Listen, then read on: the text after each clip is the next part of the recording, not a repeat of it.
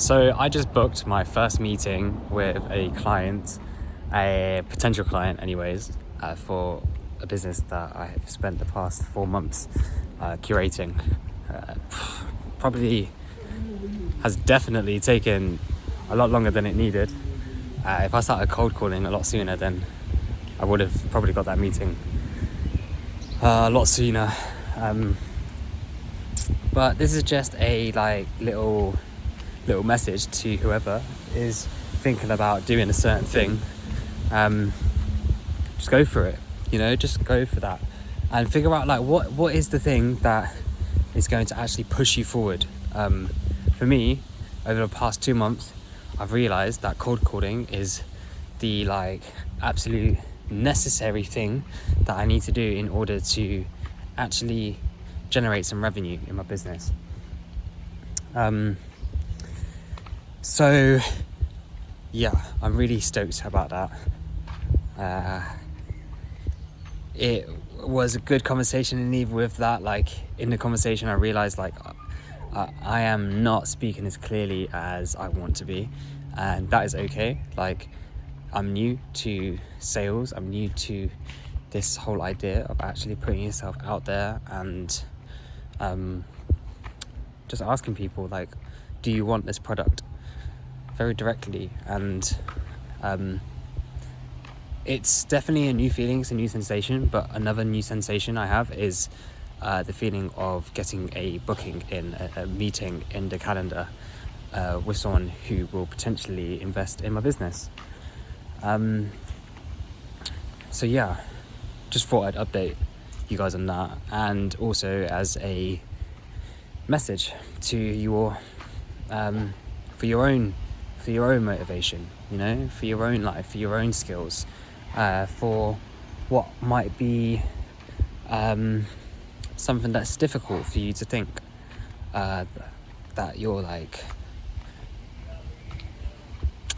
sorry, let me just recalibrate. It's a message acting as motivation for anyone watching this video, saying you can do it too. I'm not saying, you can do the great accomplishments that I have. I earn £10,000 every month, and I'm going to teach you how to earn £10,000 a month. I'm not there yet, at all. And I don't know if I believe every single guru on the internet that is saying that they earn £10,000 a month, and they have the only way for you to earn that £10,000 a month. Think about the amount of people who are actually earning £10,000 a month. The numbers are quite small. If you take percentages of the entire world, it is probably a lot less than 2%, even 1% actually, I think. If you earn about 30k in a year, you're in the top 1% of earners in the entire world. Just to put it into perspective. So the amount of people who are saying, I earn £10,000 a month, in comparison to this statistic, I think is just absolutely ludicrous. But yeah, I will title this "Do What You Find Scary in Order to Achieve," because I really put off cold calling for the longest, for ages and ages and ages, kidding myself that these other things are going to be pushing the needle in my favor. These other solutions that I was spending time doing was going to be the thing that's going to help. One example is the rebrand to my website, and the rebrand to my website gave me a lot more confidence when it came to actually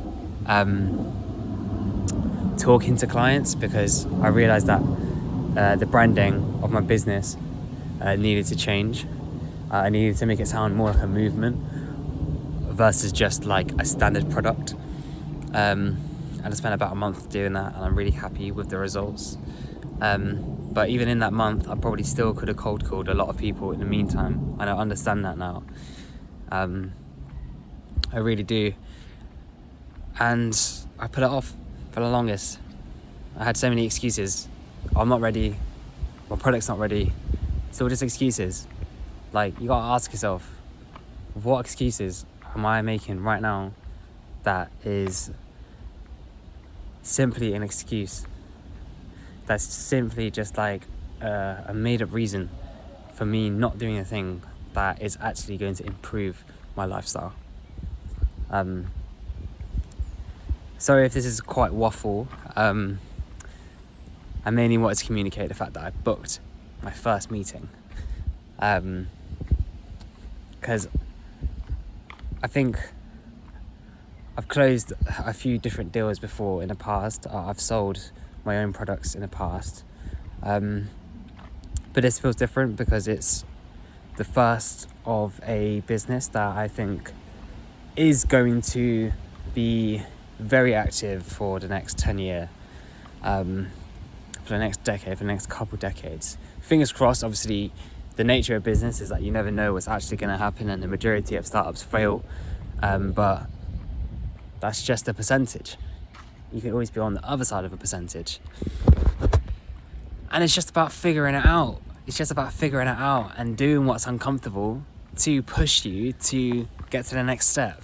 Like, it's 9 out of 10 times, it's the things that do make you feel uncomfortable that is going to push the needle in your favor. It is going to essentially change your environment, because like I said in the last video, you're in the position that you are right now because of who you are right now. So the only way that you're going to improve your situation is if you change who you are and what you do from day to day, from moment to moment. Your decisions are basically dictating all of your life, and it's not just a foreign entity. They are your decisions. You own each and every single one of your decisions. It's a weird concept, but you own them. If you say, oh, I did this because of XYZ, yeah, that might be an explanation, but how much of that is an excuse? If you say, oh, I don't go to the gym because I just don't have time, like, everybody has time to do 10 push-ups on the floor. It's just an excuse. It's just like something that you say to yourself to make it easier to deal with, to make the pain of not achieving the things that you want easier to deal with. That's why we make up these excuses, and I'm just so painfully aware of that now. And then with that, I'm trying to use that method of thinking by stopping myself making excuses, because it's like bane to my soul. Like, my ability to grow myself and to expand my versatility in life and to do what I personally want to do and not just things that I feel like I have to do, is essentially the elixir, the grand elixir of life.